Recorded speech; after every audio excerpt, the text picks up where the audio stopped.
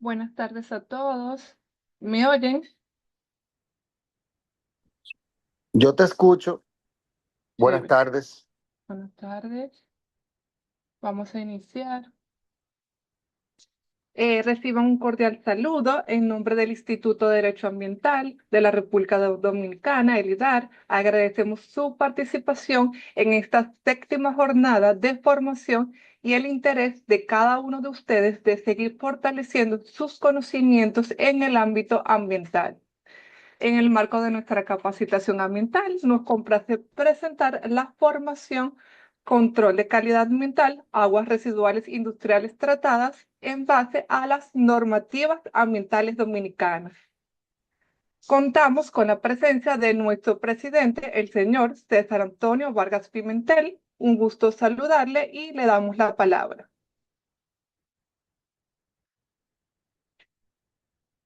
¿Me dan la palabra a mí? Sí. Pero muchísimas gracias. Yo creo que esto es una gran oportunidad para todos de aprender, de conocer, de reflexionar y de discutir, porque Antonio es una persona muy abierta de toda la experiencia que ha acumulado durante tantos años, viendo cómo ha ido creciendo, mejorando, cambiando el mercado dominicano, las industrias dominicanas que al principio no sabían cómo enfrentar estos parámetros, qué tecnología utilizar, qué laboratorios utilizar, qué personal, qué capital humano, cuáles reactivos, la diferencia entre los distintos cuerpos de agua. Las aguas son distintas todas y atienden a cuestiones que tienen que ver con su finalidad, como son la protección de la flora y de la fauna, o cuando son para uso recreativo, o uso industrial, o uso agrícola, o agua potable. Y yo creo que la idea que tiene el Instituto de Derecho Ambiental con estas cosas es crear una plataforma siempre utilizando los mejores, los más capacitados, los más entrenados, los que tienen más experiencia, para discutir junto con ellos el avance de la técnica y de la ciencia. LIDAR tiene como interés el ser una plataforma para que la gente pueda capacitarse, formarse y también brindar la experiencia que también ha adquirido tanta gente en la industria, porque todos los días y cada industria tiene un perfil o una personalidad o un carácter distinta. Las aguas de una industria o de un tipo de industria son diferentes al de otra industria y eso, digamos que es una oportunidad, pero también dificulta el tratamiento. Y si queremos salvar los ríos, las costas, el subsuelo y los ecosistemas dominicanos, pues tenemos que velar y ver estos temas. Así que aprovecho para saludar a Anthony, a quien conozco de hace muchos años, y agradecerle mucho su apoyo y a todos ustedes por participar. Así que espero que lo aprovechen. Bien. Muchas gracias, señora César. Para esta formación contamos con la participación especial del técnico Antonio de Olio, analista del Departamento de Calidad de Agua del Ministerio de Medio Ambiente y Recursos Naturales. Dentro de sus funciones se destacan la evaluación y la aplicación de los reglamentos de descarga provenientes del sector industrial, así como el seguimiento a procesos relacionados con el control de calidad ambiental y el cumplimiento normativo, además de realizar inspecciones en campo para verificar que las empresas cumplan con las disposiciones establecidas en el manejo y descarga de aguas residuales tratadas. Ahora bien, antes de iniciar esta presentación, voy a indicar algunas pautas. Por favor, colocar en su perfil nombre seguido de la institución a la cual pertenecen. Adicionalmente, en el transcurso de toda la formación, pueden hacer sus preguntas en el chat para ser respondidas al final de la presentación. Y por último, por favor, colocar todos sus micrófonos en silencio. Espero que puedan aprovechar este espacio y sin más preámbulos, damos paso al técnico Antonio de Olio para el inicio de esta sesión. Bueno, buenas tardes. Primero, agradecer la invitación que nos hace el Instituto de Derecho Ambiental de la República Dominicana y en nombre del Ministerio de Medio Ambiente, el mío propio, agradecemos la invitación en este tipo de espacios que son importantes, relevantes para los temas que tienen que ver con gestión ambiental, cumplimiento normativo y mejorar la calidad de nuestros cuerpos hídricos, ya sea ríos, arroyos, costas.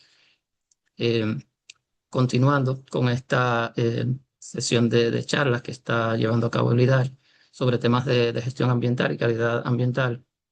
Hoy vamos a ver el tema de normas y reglamentos de aguas residuales. Ya hay en una presentación pasada que se vio el tema del tratamiento de aguas residuales industriales. En la de hoy vamos a estar viendo específicamente eh, asuntos normativos y reglamentarios dentro del sector industrial, de las normas y los reglamentos que ha emitido el Ministerio de Medio Ambiente, con la emisión, obviamente, de la Ley 6400, que es el marco de referencia de todo el sistema de gestión ambiental nacional. Entonces, para iniciar, vamos a entrar con una definición de lo que es agua residual en función a lo que establece el reglamento de vertidos vigente, el último que se emitió, que se promulgó en noviembre de 2003, de 2013. Ustedes pueden ver la definición ahí, pero básicamente las aguas residuales son efluentes líquidos que se generan por actividades antropogénicas que contienen contaminantes físicos, químicos y biológicos. Acá en el país, y el reglamento lo divide en dos grandes categorías, que son aguas residuales industriales y aguas residuales domésticas, siendo las aguas residuales domésticas aquellas que se generan en los hogares, comercios, y ya las industriales las que son propias de los procesos industriales. Hay otra tercera categoría, que son las aguas residuales de la producción agropecuaria. Entonces, las aguas residuales, cuando se generan acá en las empresas, en los procesos productivos, este, luego de que son tratadas en una planta de tratamiento por diferentes procesos físicos, químicos y biológicos, esa agua tratada debe ser dispuesta a un cuerpo receptor. El cuerpo receptor puede variar, ya si es una eh, agua superficial, agua subterránea, agua costera o también reuso. Y también en la parte de aguas residuales industrial, el cuerpo receptor también puede ser un alcantarillado sanitario que luego se conecta a una planta de tratamiento municipal.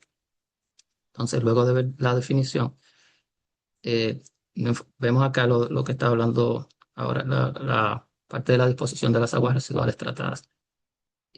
Bien, como estuvo diciendo César en la introducción, anteriormente las industrias, cuando acá se promulga la ley, que es muy raro ver en los antecedentes, aquí hay empresas que están operando desde los años 40, 50, 60, 70, 80. Es muy raro ver una empresa que tuviera una planta de tratamiento eh, previo a la emisión de la ley. Y era obvio, era porque la ley no lo exigía, aunque habían algunos lineamientos de algunas instituciones de protección ambiental, pero no había así un instrumento regulatorio. Esto se masifica luego de la emisión de la ley y de las normas ambientales. Entonces, las aguas residuales, una vez ellas son tratadas, se pueden disponer de estas formas que se ven acá en aguas superficiales, sobre ríos, arroyos, puede ser un lago, un humedal. También se puede descargar al subsuelo. Es una forma de descarga que se usa mucho acá en el país, particularmente en la zona este, por el tipo de suelos que hay en esa zona. Se puede descargar también a aguas costeras. Ahora también se contempla el reuso. O sea, una vez las aguas son tratadas, se pueden reutilizar en alguna otra actividad, que puede ser irrigación, o se puede recircular dentro del mismo proceso. Para humectación hay varios usos que la versión más vigente del reglamento de descargas contempla. Y la otra fue la que también yo mencioné, cuando una empresa descarga el alcantarillado sanitario. Eh, entonces, el marco regulatorio nacional comienza con la ley 6400 y luego con una serie de normas y reglamentos.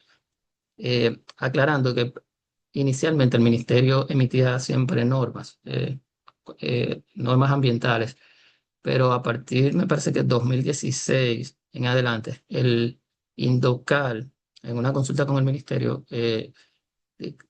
se estableció que el ministerio debe emitir reglamentos, no normas, porque las normas son para certificarse mediante una norma, así como por ejemplo las normas ISO, y que son de cumplimiento, vamos a decir, voluntario. Una empresa, si quiere certificarse a través de una norma, lo hace, pero no es obligatorio. Sin embargo, el cumplimiento de un reglamento sí es obligatorio porque es un mandato que viene de una ley.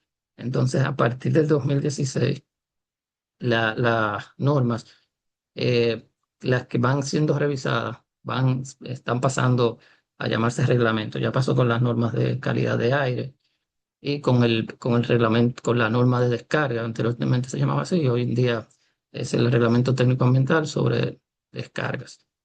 Entonces, luego de la ley están esas cuatro normas. Está el reglamento de vertidos en aguas superficiales, alcantarillado sanitario, aguas costeras y también en reuso.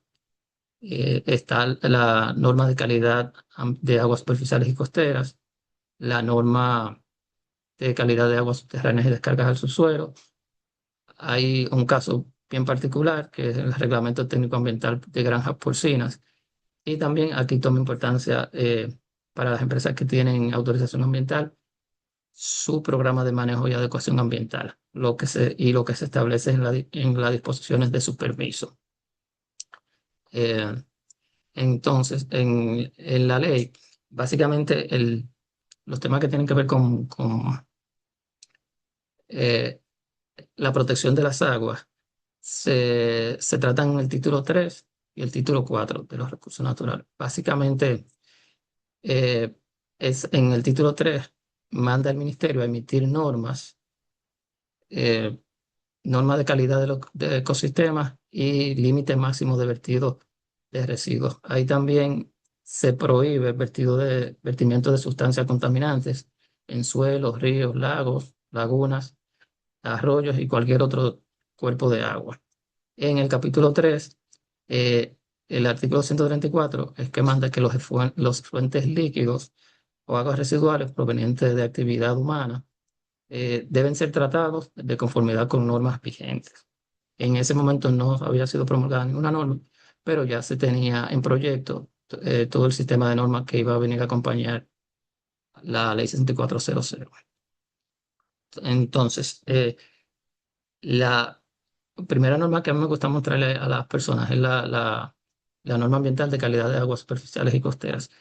Esta norma no es propiamente una norma de descarga, sino que su objetivo es protección y conservación de ecosistemas. Básicamente, esta norma de aguas superficiales son ríos, lagos, lagunas, arroyos y aguas costeras, playas. eh, Esta norma clasifica las aguas superficiales y costeras según su uso actual o potencial. Entonces, en el caso de las aguas residuales, en las aguas superficiales, la clasifica en A, B y C, y siendo la A el agua de mejor calidad y la C ya agua que presenta un estado de degradación avanzado. Luego está en la parte costera clase E, F y G, que igual, siendo clase E aguas de muy buena calidad y F y G ya son en zonas, calidad de agua costera en zonas donde se realizan actividades industriales como puertos y ese tipo de cosas, donde no hay, vamos a decir, uso de contacto directo. ¿Por qué esta norma es importante? Por ejemplo, cuando una empresa eh, solicita su permiso ambiental inicialmente, el ministerio le entrega lo que son unos términos de referencia para la elaboración de un estudio de impacto ambiental. Y en esos términos de referencia siempre viene un mandato que es sobre una línea base de calidad de agua. Entonces, si una empresa eh, sabe que va a descargar agua residual en algún cuerpo hídrico y que esa descarga puede degradar la calidad ambiental de ese cuerpo hídrico donde va a descargar, entonces tiene que levantar una línea base en el que se establezca cuál es la calidad en ese momento de ese cuerpo de agua. Entonces, ¿por qué esto es importante para la empresa? Porque muchas veces la empresa puede ubicarse va a descargar en una zona que ya presenta impacto. Entonces, eso le permite al ministerio, a la hora de elaborar el PMA, de si se van a establecer límites más restrictivos eh, en lo que tiene que ver con sus descargas, sus límites permisibles. Entonces, también, si luego surge algún tema de que la empresa es acusada de que está degradando la calidad del agua de ese cuerpo hídrico, pues con ese estudio, esa línea base, se puede demostrar que previo al inicio de la descarga de la empresa, las condiciones del cuerpo hídrico ya presentaban cierta degradación. Lógicamente, desde el punto de vista del ministerio, lo que se busca es que los cuerpos de agua que tienen buena calidad mantengan esa calidad, y aquellos que tienen cierta degradación mejoren su calidad con el tiempo. Es decir, que los que están clasificados como clase C ahora puedan llegar a clase B, y clase A y clase B no bajen de ahí. Para que ustedes tengan una idea, por ejemplo, clase A serían aguas que se pueden utilizar para potabilización con simple desinfección, eso es decir, captación, cloración y ya. En el caso de la clase B, son aguas que ya presentan cierta contaminación, y para usarla como para potabilización deben pasar por un tratamiento, ya una línea de potabilización más completa que tenga sedimentación, filtración y cloración, ese tipo de cosas. Entonces, continuando con el otro reglamento está eh, la primera emisión de la norma de vertido sale en 2001, eh, y su primera revisión fue en 2003. Esas dos normas eran muy parecidas y tenían la particularidad de que la norma ambiental, o sea, la que establecía las condiciones de los ecosistemas, la que yo presenté anteriormente, estaban incluidas en esta. Serán como dos normas en una. Tenía un capítulo de la calidad ambiental y tenía otro capítulo que se refería al control de descargas. Luego, en 2012, se hace la segunda revisión y aquí se separan. O sea, se queda una norma de calidad ambiental de aguas superficiales y costeras, y una norma sobre control de descarga, aguas superficiales y alcantarillado sanitario. Eh, históricamente, lo que tiene que ver con los parámetros y los límites máximos permisibles se han mantenido. Lo que cambia son que se integran algunas cosas que no estaban contempladas, eh, o ese cambio, como que se dividió la norma, pero lo que tiene que ver con límites permisibles y parámetros se mantiene básicamente igual. Eh, la revisión más reciente es la de noviembre del 2023, y acá, como le dije inicialmente, pasó de ser una norma a un reglamento. Entonces, el proceso que tiene el ministerio para emitir un reglamento, eh, este material se publica y se integra, vamos a decir, a todos los sectores, el sector privado, a las academias, eh, a instituciones del sector agua y saneamiento, y se pone a su disposición el borrador de reglamento para que emitan sus comentarios sobre, se hacen vista pública, y luego al final se presenta el documento final. Entonces, en esta última revisión de noviembre de 2023, esta, este reglamento se le mantiene los mismos parámetros y los mismos límites permisibles. Por una cosa, las normas dominicanas dentro de la región de Centroamérica es la más estricta, o sea, en términos de descarga. Por ejemplo, aún Costa Rica, que por ejemplo siempre he visto como uno de los países más avanzados en temas de medio ambiente, permiten su descarga que, por ejemplo, la DBO sea 100, la DBO de una planta de tratamiento municipal sea 100. En República Dominicana, dependiendo de la población conectada, puede ser 30, 40, 50, o sea, la mitad de lo que pide para Costa Rica, Honduras, Guatemala. Entonces, este, dentro de lo que es el DERE-CAFTA, capítulo 7 se emitieron unos lineamientos base para que todos los países tengan una regulación ambiental parecida, porque esto incide en la competencia, vamos a decir, de las empresas. Mientras más estricta es una norma, pues más dinero tienen que gastar las empresas para cumplir con ella. Entonces, eso puede poner al país de alguna forma en una desventaja para temas de inversión internacional. Entonces, por eso, los parámetros de aquí ya son suficientemente restrictivos y por eso se mantienen desde el 2001. Eh, y este reglamento incluye la parte de reuso, que es algo que se venía haciendo desde hace mucho tiempo, pero no estaba reglamentado, sobre todo en la parte hotelera. Acá hay mucha irrigación de campos de golf y áreas verdes eh, en la zona hotelera. Y eso, para el ministerio, eso es algo que el ministerio de alguna manera promueve, porque eso implica menor explotación del acuífero de esa zona, que ya está bastante en mucha presión hídrica.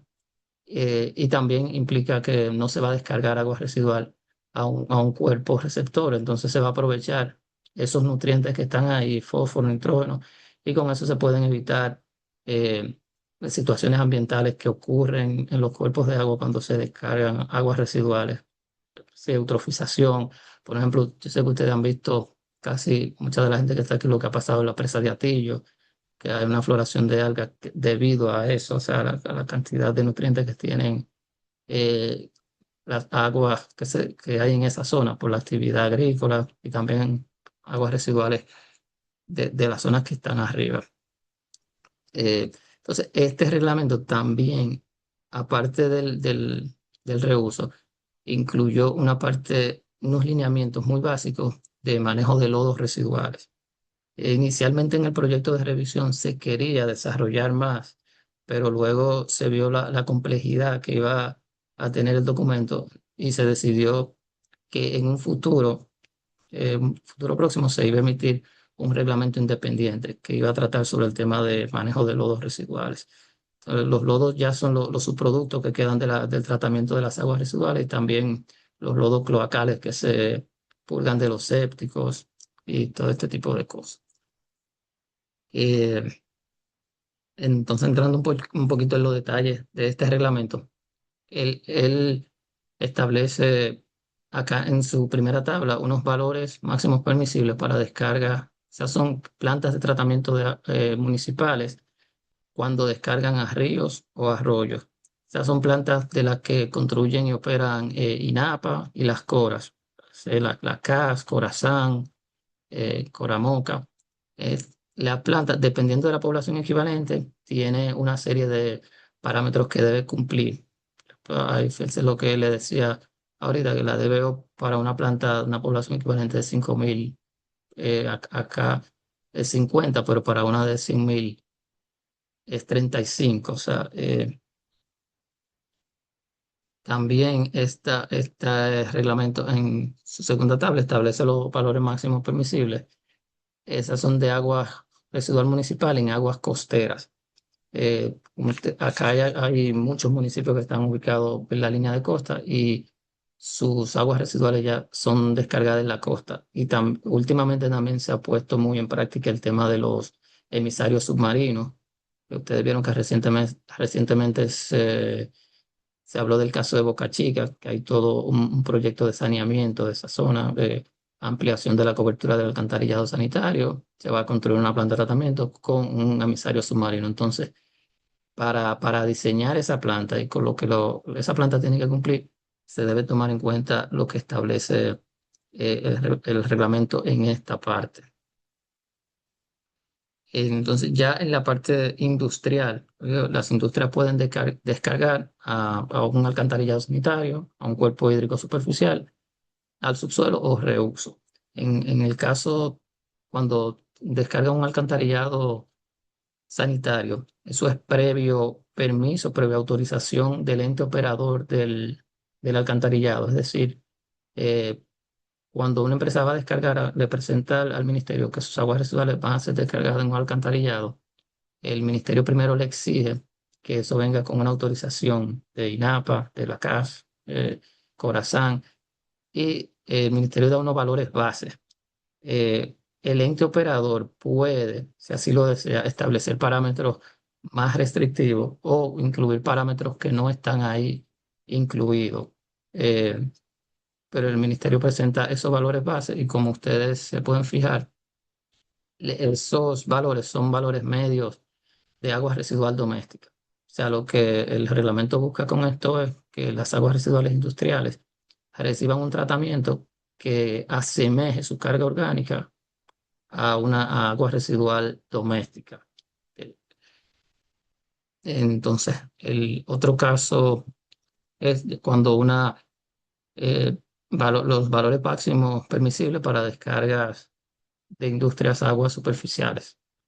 Eh, Aquí se hace lo siguiente, hay una tabla que tiene una guía general, pero establece una categoría de industria.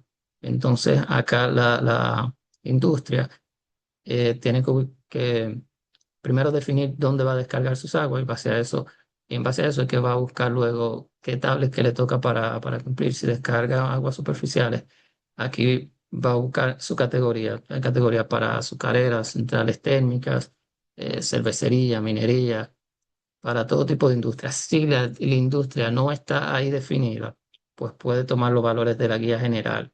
O en la elaboración del PMA, el ministerio puede también definir cuáles parámetros es que la empresa debe cumplir. Entonces, en el caso nuevo, que implica el reuso de agua residual tratada, como le dije anteriormente, acá en el país hace mucho tiempo que esto se viene haciendo. Incluso hay en casos en que aguas residuales municipales son usadas por agricultores cuando hay periodos de sequía muy extendidos. Hay en casos que hay agricultores que han de alguna forma violentado el alcantarillado sanitario y las aguas residuales, incluso crudas, antes de entrar a la planta, ellos se abastecen de ahí para irrigar eh, productos agrícolas. Entonces, obviamente esto no es con la autorización del ente operador, pero son situaciones que nosotros hemos visto. Eh, entonces, acá el reglamento plantea 8 tipos de reuso. Y entonces, básicamente es un reuso que tenga que ver con contacto humano o no. O sea, tiene uso urbano, acceso restringido, irrigación de cultivos agrícolas que se procesen previo a su venta, cultivos agrícolas no alimenticios, recreativos, paisajísticos y construcción. Como ustedes se fijan aquí, lo primero es que para el ministerio aprobar que tú puedas reusar tu agua residual, primero tiene que cumplir con la condición de la tabla anterior, es decir, tiene que cumplir con los valores que se establecen en la tabla 4 y agregado a eso, entonces tiene que cumplir con esto. Aquí el enfoque es más hacia patógenos, por eso se fija que tienen solamente en la mayoría de los casos coliformes fecales y nemátodos intestinales. Hay dos categorías que son lo que tienen que ver con irrigación en suelo, que también incluyen conductividad eléctrica. Esto es por el asunto de la salinización de los suelos. Finalmente, de alguna forma termina afectando la productividad de esos suelos. Entonces, eh, ya por último, este reglamento tiene unos lineamientos muy básicos sobre el tema de los manejos del manejo de lodos. Es una actividad que en el país ha estado creciendo mucho, el asunto de los mantenimientos de los mantenimientos a los sépticos. Eh, Aquí hay un mercado muy grande de eso, que incluso ahora mismo hay un pequeño problema con eso en el país porque no hay muchas instalaciones de tratamiento de lodos. Entonces, en muchos casos lo que se están haciendo es llevando a vertederos y esto luego ocasiona problemas más adelante, pero es algo que se tiene que hacer lamentablemente porque a los sistemas hay que darle mantenimiento, o sea, a las trampas de grasa, a los sépticos, a las plantas de tratamiento, hay que retirarle los lodos. Entonces, inicialmente, como les dije anteriormente, se pensaba en este reglamento incluir eh, un capítulo que tuviera que ver con manejo de lodos, donde se iban a establecer cuáles eran las características de los lodos para ver si eran lodos que se podían usar como para aprovechamiento como mejorador de suelo, que es algo que se está haciendo también. Aquí muchas industrias utilizan sus lodos para mejorador de suelo, otros hacen briquetas y la utilizan en calderas de biomasa. O sea, hay mucha creatividad en cuanto a disposición de lodos. Eh, pero no hay una reglamentación así eh, como la que realmente debe existir. Entonces, hay unos lineamientos básicos acá y en el futuro el ministerio tiene el compromiso de emitir un reglamento que enfoque este tema de manejo de los que se generan en aguas residuales. Entonces, luego, la segunda norma que tiene que ver con descargas es la norma de calidad ambiental sobre calidad de aguas subterráneas y descargas al subsuelo. Esta norma tiene la particularidad que, al igual que la norma de agua superficial, tenía los dos temas en uno, o sea, la calidad ambiental y también la descargas al subsuelo. Esa fue emitida en el 2004 y desde entonces se ha mantenido, o sea, no ha sido revisada, es algo que está pendiente y su aplicación a veces resulta un poquito confusa para la gente. Eso uno mucho lo ve en los informes de cumplimiento ambiental, sobre todo, que hay mucha confusión en la aplicación de esta norma. Lo primero que esta norma hace es que divide el tipo de fuente de agua residual, es decir, la clasifica. Ella establece cuatro tipos de agua residual. Está de tipo 1 a tipo 4, donde tipo 1 son aguas residuales que se generan en procesos industriales de alto riesgo, o sea, que pueden tener plomo y muchos productos químicos inorgánicos. Luego está la fuente tipo 2. Estas son descargas de industrias que procesan productos orgánicos como alimentos, mataderos, hotelería, este tipo de cosas. La fuente tipo 3 divide en dos grandes rasgos. La primera son aguas residuales con un caudal menor a 10 metros cúbicos día y luego aguas residuales con un caudal mayor a 10 metros cúbicos día. ¿Por qué esto es importante? Porque también acá uno ve, por ejemplo, hay empresas pequeñas que uno sabe que no generan más de 10 metros cúbicos día, que de repente en los informes de cumplimiento ambiental entregan resultados de monitoreo de sus aguas residuales. Cuando uno lo que sabe que lo que tienen es un séptico y que eso por un asunto hasta de diseño no va a cumplir con la norma, porque esa no es su finalidad. Para estas para fuente tipo 1 y tipo 2 el ministerio pide, eh, o sea, exige esta norma que, que se deben construir plantas de tratamiento de nivel secundario o avanzado. Para la fuente tipo 3 para las que son menor de 10 metros cúbicos día, se cumple con tener un séptico, es lo que pide la norma, que tenga un séptico con disposición al subsuelo. Eh, porque por un asunto de la carga hidráulica no es tanta agua y con un séptico se puede gestionar esas aguas residuales. Ahora bien, cuando ya son mayores a 10 metros cúbicos día, entonces ahí debe tener un tratamiento secundario como mínimo y cumplir con una tabla que luego establece unos parámetros y unos límites máximos permisibles. La fuente tipo 4 ya son filtrantes de aguas pluviales y allí obviamente no se establece ningún tipo de tratamiento, sino canalización y una disposición segura. Eh, para la fuente tipo 1 y tipo 2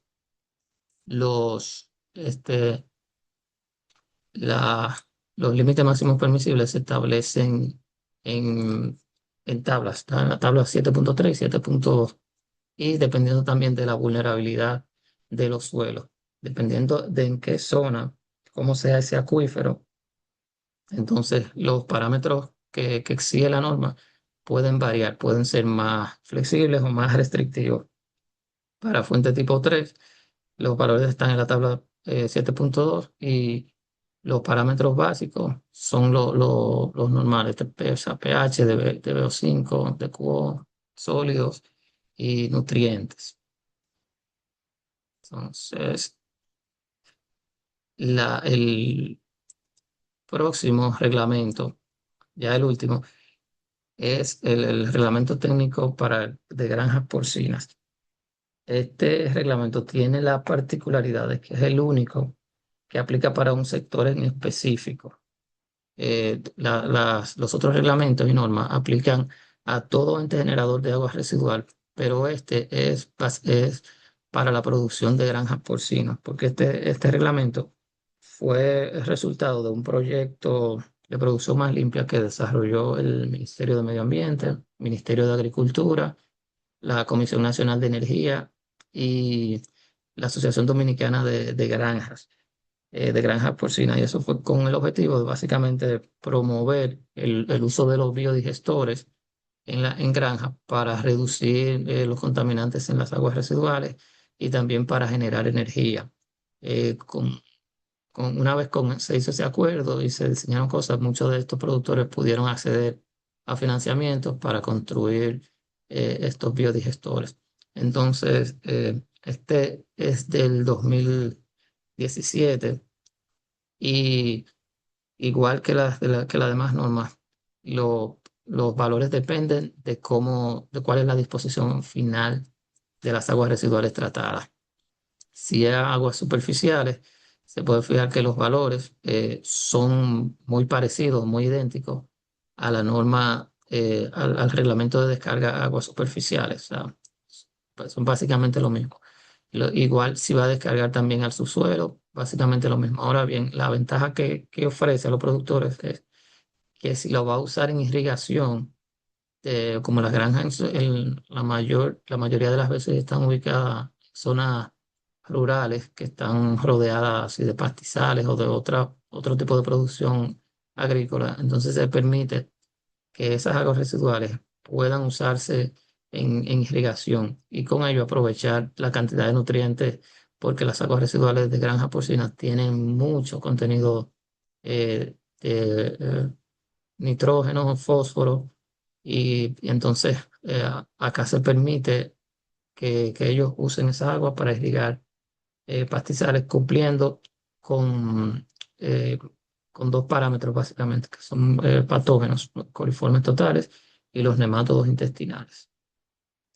Entonces, ya por último, o sea, todo lo que nosotros hemos hablado aplica de manera muy genérica. Es decir, las normas ambientales son muy de aplicación genérica. A cada cosa se le da su especificidad en el PMA. Una vez en el plan de manejo de adecuación ambiental es que se definen realmente cuáles son los parámetros que debe reportar la empresa, con cuáles concentraciones cumplir y cuál es la frecuencia de muestreo. Cada qué tiempo esa empresa debe hacer un muestreo para reportar en sus informes de cumplimiento ambiental. Normalmente hay una confusión que cuando se dice que los informes de cumplimiento ambiental se deban entregar cada 6 meses, se entiende en muchos consultores, en muchas empresas que eso aplica también para los muestreos, pero no es así. Los muestreos se deben hacer con más periodicidad y, por ejemplo, tú puedes hacer un muestreo todos los meses y entonces en el informe de cumplimiento ambiental que te toca cada 6 meses, tú incluyes todos esos resultados de todo un semestre. Pero también, dependiendo de la empresa, también puede ser trimestral o hasta cada 15 días, dependiendo del tipo de lo que el ministerio considera a la hora de emitir el permiso ambiental.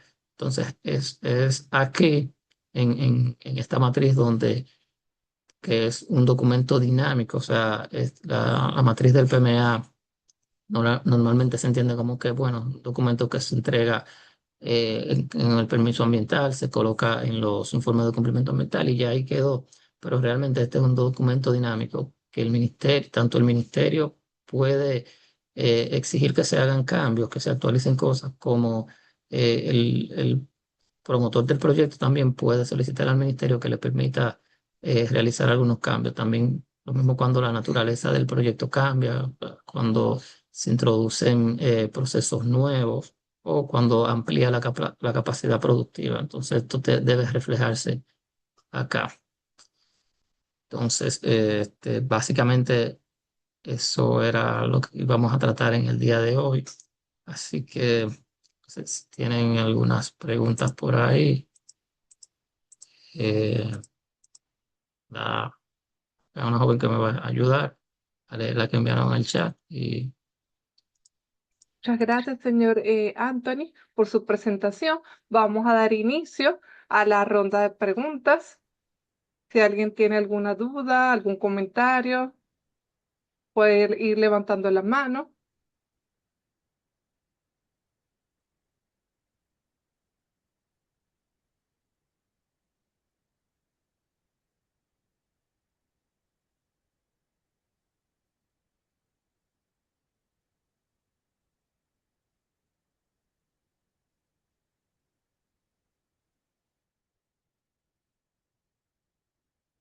Ok, tenemos una pregunta por aquí de la señora Claudia Adames. ¿Hay algún proceso de actualización de las normas que usted mencionó que estén en curso?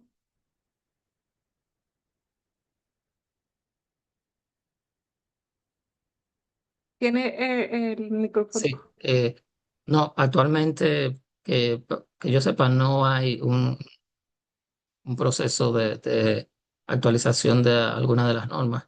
Esto, claro, yo estoy en la Dirección de Calidad Ambiental y el ministerio tiene una dirección de regulaciones, que es donde eh, se coordina la emisión de los instrumentos regulatorios. Que yo sepa, no hay, o sea, un proceso de actualización de estas normas, aunque nosotros desde la Dirección de Calidad Ambiental sí hemos ya solicitado de que sobre todo la norma de descargas al subsuelo, la norma de calidad de agua subterránea ya debe ser revisada. Entonces, eh, esperemos que ese proceso se inicie pronto.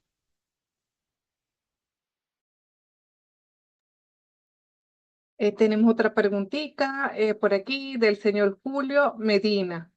¿Cómo se hacen denuncias de arrojos de aguas negras a la calle?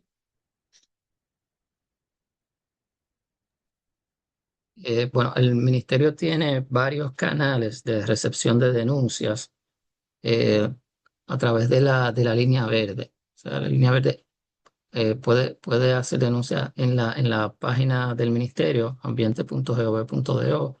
Puede también llamar a la línea verde. Hay un número, yo no me lo sé de memoria, pero hay un número en el que puedes reportar.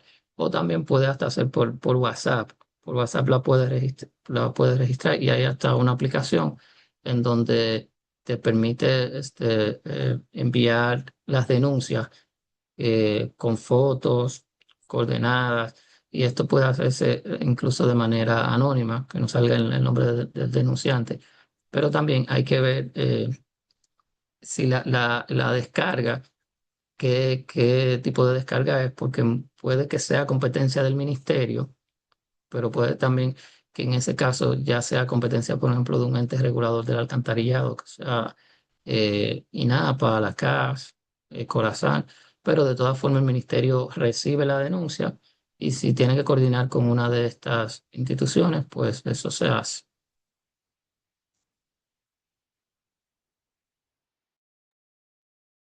Ok, tenemos otra pregunta por aquí.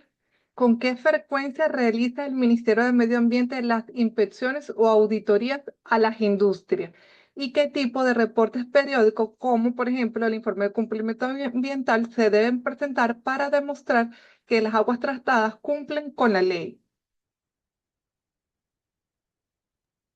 Bien, la meta del ministerio es realizar una evaluación por lo menos una vez al año, eh, por lo menos una vez al año.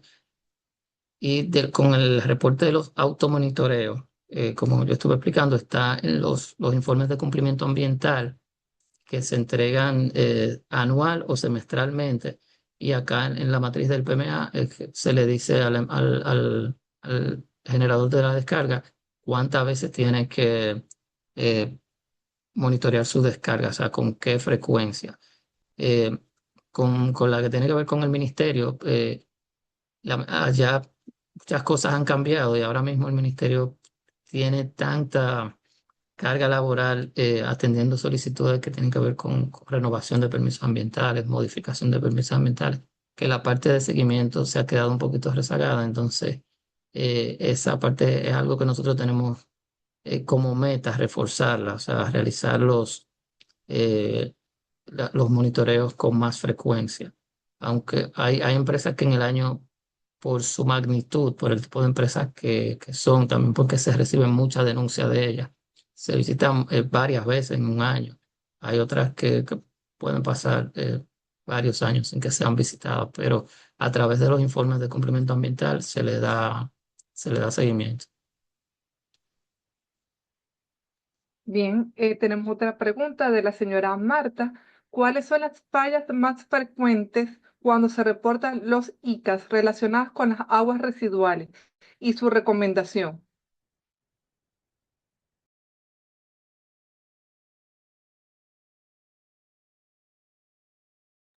Bien, los errores más frecuentes que nosotros vemos en los informes de cumplimiento ambiental es solo uso incorrecto de normas. Por un ejemplo, de una empresa que todavía uno sigue viendo eh, informes de cumplimiento ambiental que usan como norma de referencia las normas del 2001, la norma del 2003, las normas que fueron derogadas hace mucho tiempo. También, por ejemplo, empresas que descargan al subsuelo utilizan como norma de referencia la norma de descarga de aguas superficiales.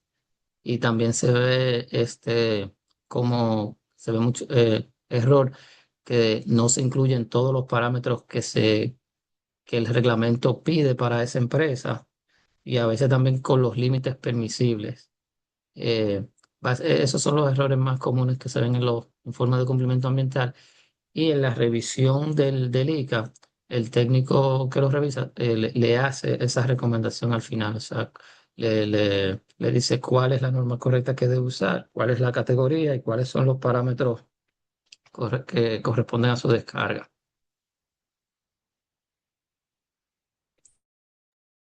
Chévere. Tenemos otra preguntita de la señora Joana Díaz. ¿Qué nuevas tecnologías están ayudando actualmente al control de calidad ambiental?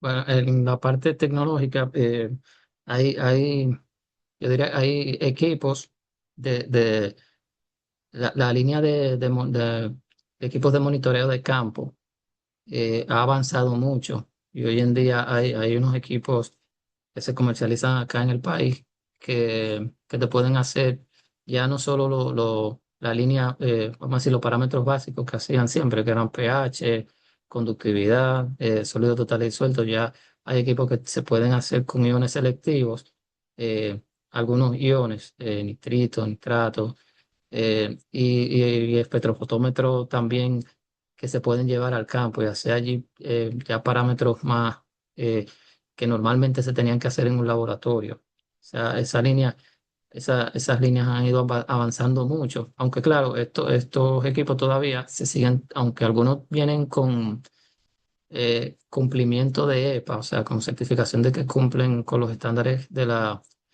eh, protección ambiental, de la Agencia de Protección Ambiental de Estados Unidos, pero acá se sigue pidiendo acá en la norma que esos análisis deben ser hechos por método estándar.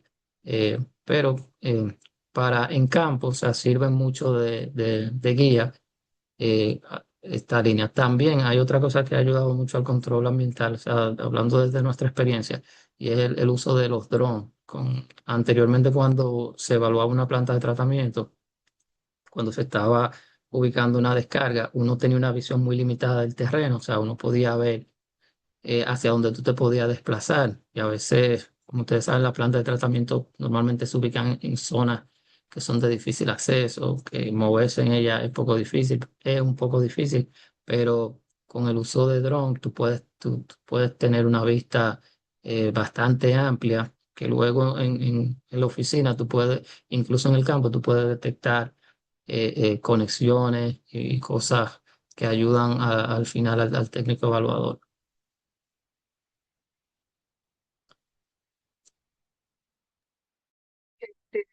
Por aquí tenemos otra pregunta de la señora Mónica. Tengo una duda. Actualmente en la República Dominicana no se ejecutan programas especializados de formación sobre control de calidad ambiental, aguas residuales industriales tratadas y normativa ambiental dominicana. ¿Qué estrategias implementarán las instituciones y empresas para fortalecer la capacitación técnica del personal y garantizar el cumplimiento efectivo de las normativas ambientales en el manejo de aguas residuales industriales?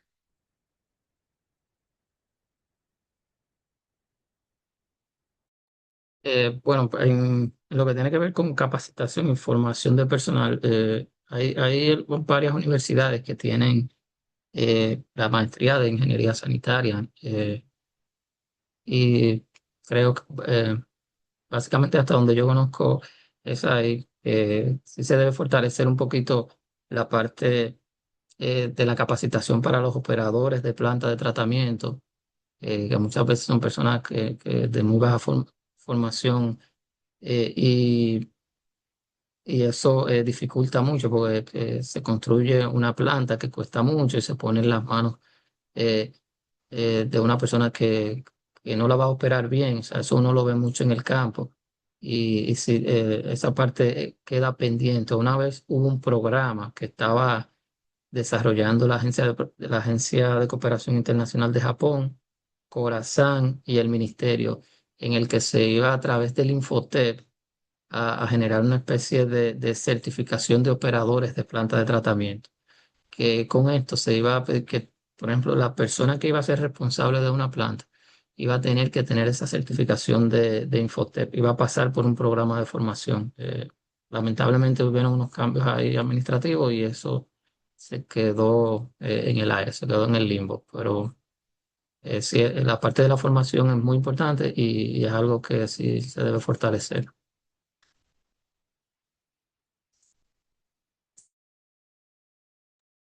Ok, tenemos otra pregunta por aquí del señor José Alberto Infante. Él pregunta que si no podríamos intentar ofrecer una norma menos estricta y que todos podamos cumplir.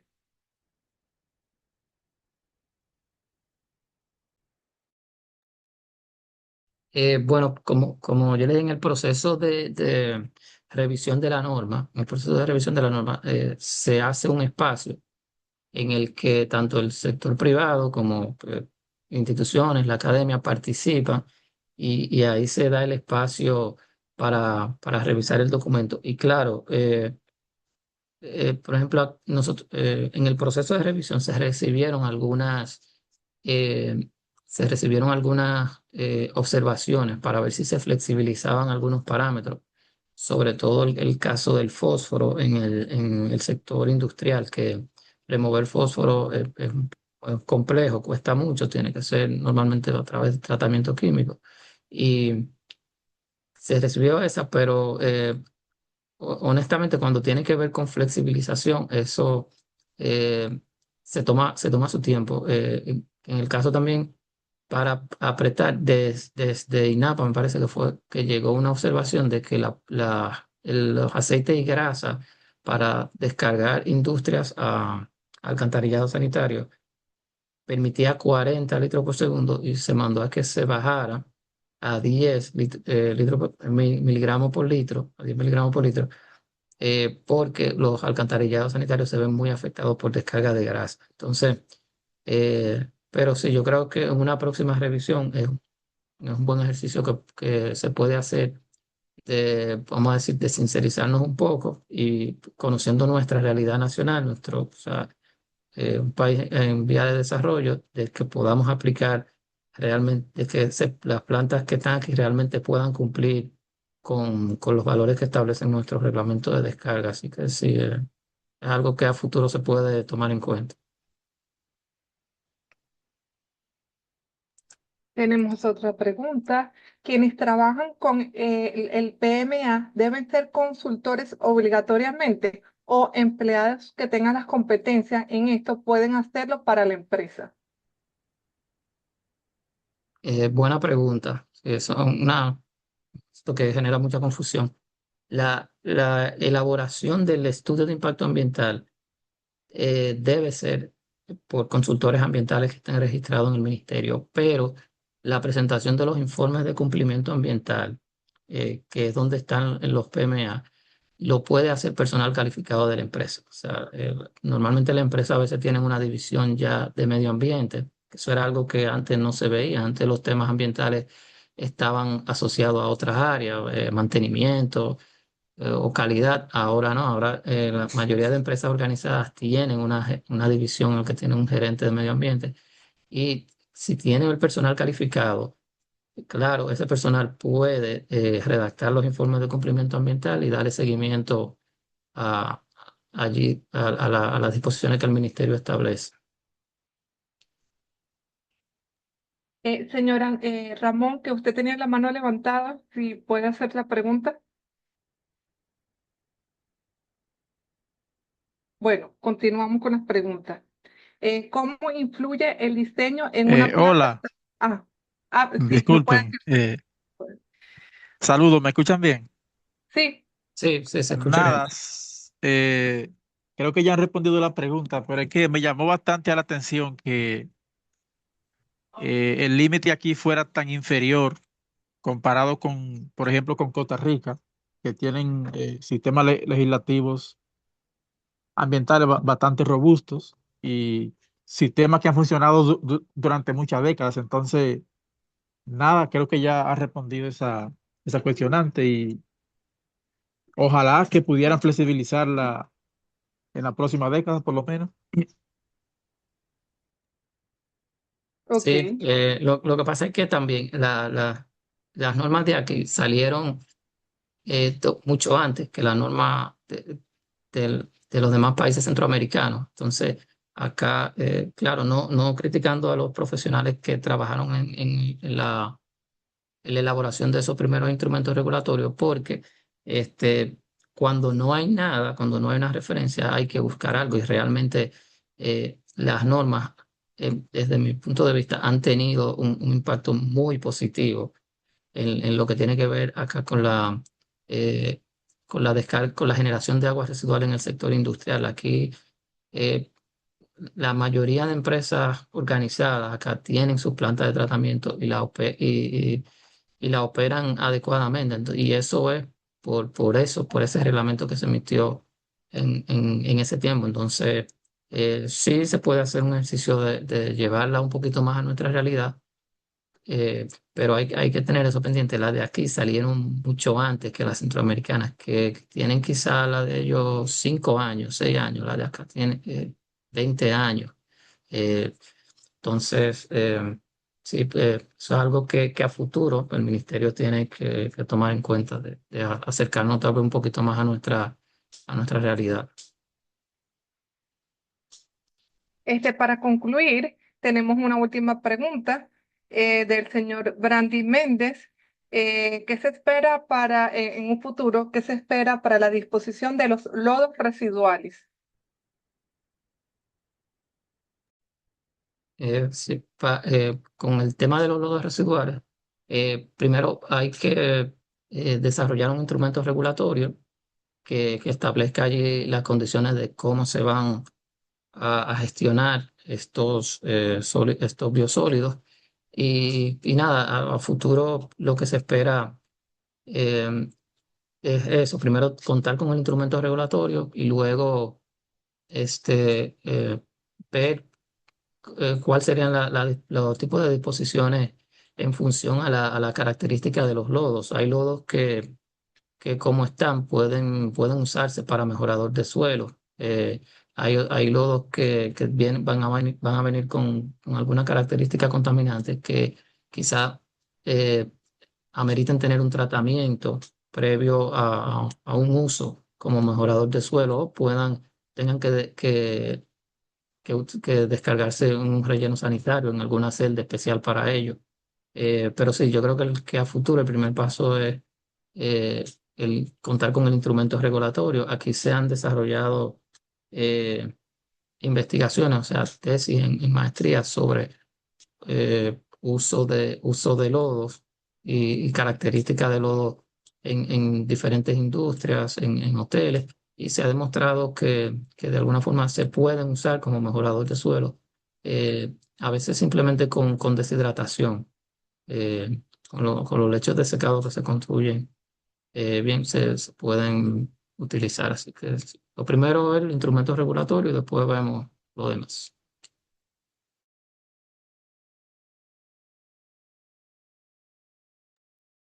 Tenemos una última pregunta aquí del señor Claudio Javier. ¿Cuáles instituciones o empresas están implementando el aprovechamiento de lodos residuales y de qué manera lo están haciendo? Me interesa conocer si lo utilizan principalmente para la producción de biogás o si existe otras aplicaciones como compostaje, generación de energía, recuperación de nutrientes, fabricación de fertilizantes o uso agrícola. Aquí hay muchas empresas que utilizan sus lodos, sobre todo aunque son aguas residuales domésticas, pero el reglamento las pone en categoría de industrias, a los hoteles. Eh, la mayoría de los hoteles de la zona este acá tienen como plantas de tratamiento sistemas de lodos activados, que allí se genera mucho lodo y ese lodo es usado como mejorador de suelo. O sea, esa es una experiencia. Hay otros procesos industriales también y de agroindustrias que utilizan lodos como mejorador de suelo. Hay una pequeña parte por ejemplo, de empresas textiles que generan lodos también en su planta de tratamiento, que eso después que lo deshidratan, hacen como una especie de briquetas con ellos y lo llevan a calderas de biomasa. Ese otro tipo de disposición de lodos que hemos estado viendo, pero sí están los de compostaje, incluso hay empresas que venden así fertilizantes orgánicos que en algunos casos mezclan con algunos de estos lodos. Entonces, sí, ya en el país está en práctica. Cervecerías también utilizan lodos como mejorador de suelo a través de terceros.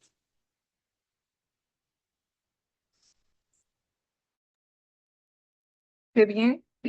Ya para poder cumplir con el horario previsto, damos como concluido esta formación. Por correo electrónico vamos a dejar todos los contactos para que todas las dudas, preguntas que tengan puedan resolverlas. Agradecemos sinceramente la participación de cada uno de ustedes durante esta formación. De igual manera, agradecemos a nuestro capacitador, al técnico Anthony de Olio y a Elidar por impulsar estas iniciativas y poder fortalecer los conocimientos y el compromiso con el medio ambiente. Nos gustaría tener un recuerdo de esta formación, si por favor los que puedan encender sus cámaras para tomar una foto grupal.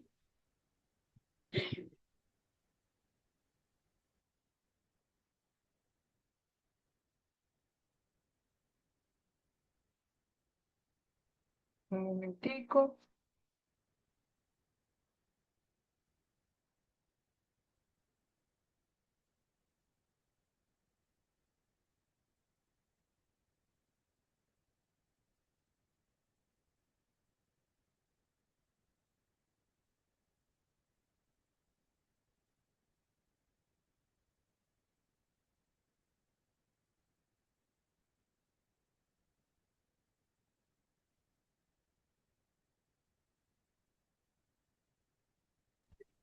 Disculpen, yo tenía una pregunta, ¿puedo realizarla?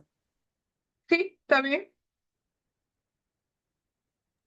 Tengo una pregunta para el técnico Anthony. y no sé si me estás escuchando. Sí, Darwin, te escucho. Un placer, Anthony. Anthony, tengo una pequeña pregunta acerca del tratamiento del tratamiento de aguas y todo lo que tiene que ver con las plantas, aguas residuales, aguas negras, aguas de reguío y todo eso. En base a que ya estamos en una era, digamos, la era digital, la era moderna, en cuanto a actualización de software, actualización de industria, actualización de todo lo que tiene que ver con el equipo tecnológico de empresas, ¿cuáles, mm, o sea, cuáles herramientas se están tomando en base a la tecnología como detectores, ya sea de detectores, eh, sensores o todo lo que tiene que ver en base a tener ya algo más actualizado, en base a medir, en base a tomar lecturas, en base a mediciones, en todo lo que tiene que ver con el ámbito de plantas y aguas? O sea, algo un poco más enfocado a lo tecnológico, o sea, algo más autónomo, por así decirlo, más rápido que se pueda hacer y mantener un sistema totalmente actualizado, independientemente del comportamiento o del manejo humano. Bien, sí, buena pregunta.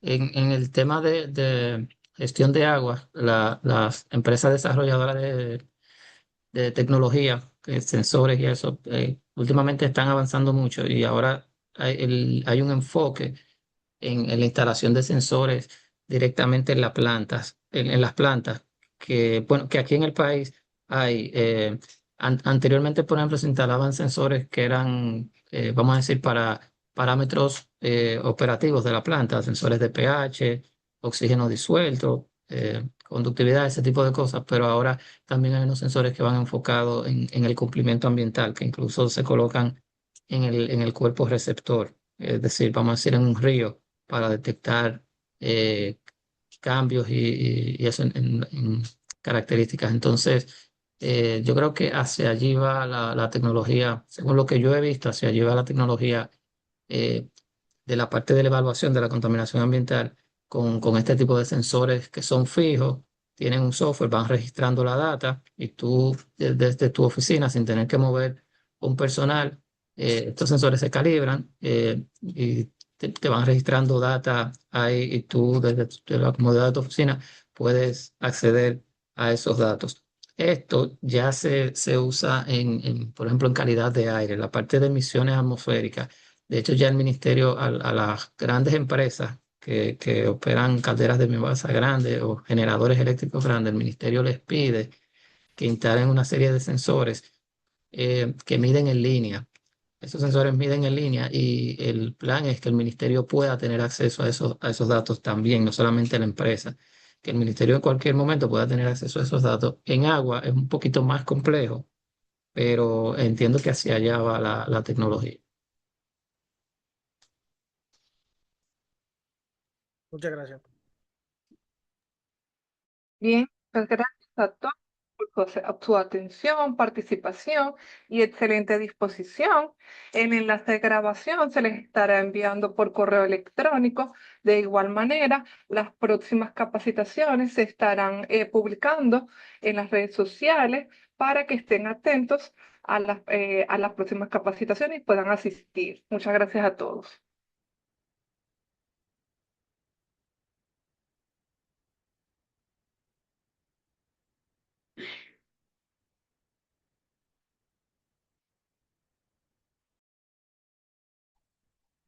Muchas gracias. Muchas.